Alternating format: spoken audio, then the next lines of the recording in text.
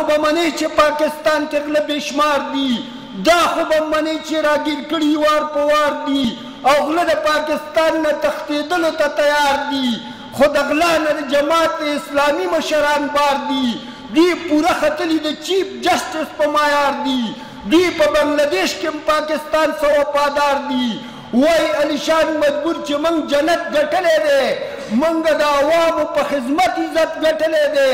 موږ په اوچتو سترګو دا سند ګټلی دی، او که خیر پې د الله مکمل پته به ولګي، زمر ساز او د غل پته به ولګي، څوک دې په مشتاق او نیت الله ګوته اوچته کي، څوک دې په سراج صاحب بربلا ګوته اوچته کي، څوک دې په سعید ابولالا ګوته اوچته کي، څوک دې زموږ په یو وزیر د غلا ګوته اوچته کي، څوک دې زموږ په یو ناظم اعلی ګوته اوچته کي، څوک دې د الخدمت په خدمت ګوته اوچته کي، څوک دې د قاضي په شخصیت ګوته اوچته کي. وای علیشان مجبور چې بیا به زه یو کار وکړم او خیر دی د جماعت اسلامي نه به انکار وکړم.